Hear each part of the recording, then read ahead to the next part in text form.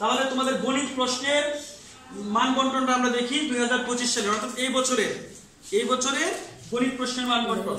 তোমার গণিতের সর্বমোট কত নম্বর হবে দেখো, সৃজনশীল কত নম্বর 50, সংক্ষিপ্ত প্রশ্ন থাকবে 20 নম্বরে, আর এমসিকিউ মাল্টিপল চয়েস কোশ্চেন যেটা বহু নির্বাচনী প্রশ্ন এটা থাকবে কত 20 না 30? 30। তাহলে সর্বমোট নম্বর কত? এই যে গণিতে 100 নম্বর, ওইটার সাথে মিল আছে না? গণিতে কত নম্বর দেওয়া ছিল 100। এবার লক্ষ্য করো, বহু নির্বাচনী প্রশ্ন এটাকে এমসিকিউ বলা হয়। এই যে বহু নির্বাচনী প্রশ্নকে কি বলা হয়? এমসিকিউ, ইংরেজিতে এমসিকিউ বলা হয়। এরপরে দেখো সৃজনশীল প্রশ্ন।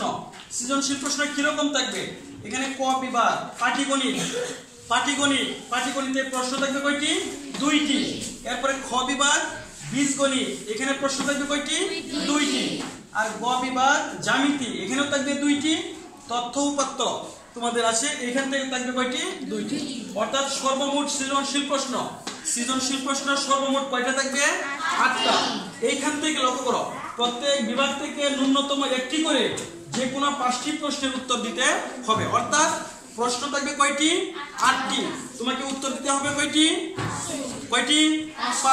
এক একটা 10 নাম্বার করে, 5 10 50। মানে এটা কিভাবে দিবা শোনো, 5টা যে দিবা, মনে করো এখান থেকে 2টা, এখান থেকে 2টা, এখান থেকে একটা দিয়ে শেষ করে দিবা, হবে এরকম? হবে না, এরকম দিলে হবে না। কিভাবে দিতে হবে? যেমন মনে করো এইখান থেকে একটা, এখান থেকে একটা, এখান থেকে একটা, এখান থেকে একটা আগে দিবা, সবটি থেকে দিবা। তাহলে কয়টা হলো? 4টা। রয়েছে কয়টা? একটা পরে তুমি যে কোনো জায়গা থেকে দিবা। অর্থাৎ প্রত্যেক বিভাগ থেকে একটা করে আগে দেওয়া লাগবে, দেওয়ার পরে আরেকটা থাকবো না, একটা তুমি যেখান থেকে খুশি এখান থেকে দিবা। বুঝতে পারছো? আর সংক্ষিপ্ত প্রশ্ন দেখো, সংক্ষিপ্ত প্রশ্ন 15টি প্রশ্ন থাকবে, 10টির উত্তর দিতে হবে। এক একটা 2 নাম্বার করে, 10 দুগুণে 20। আর বুঝতে পারছো না? তাহলে সংক্ষিপ্ত প্রশ্ন কয়টা থাকবে?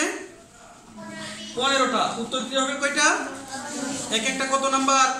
2 নাম্বার। তাহলে 10 দুগুণে 20।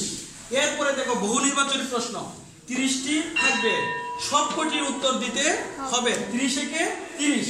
এর মধ্যে দেখো বহু নির্বাচনী প্রশ্ন কোন বিভাগ থেকে থাকবে?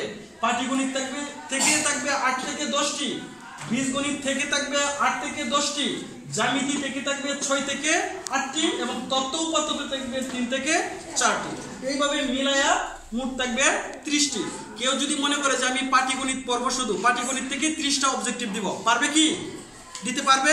পারবে না। কারণ কি? পাটিগণিত থেকে থাকবে মাত্র 8 থেকে 10টি। বুঝতে পারছো? এইভাবে আলাদা আলাদা ভাবে থাকে। তাহলে বোঝা যাচ্ছে আমাদের যে পড়তে হবে সকল বিভাগেই পড়তে হবে।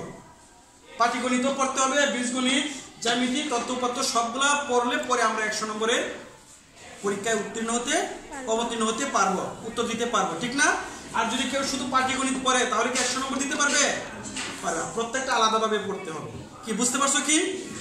ঠিক আছে, ধন্যবাদ সবাইকে।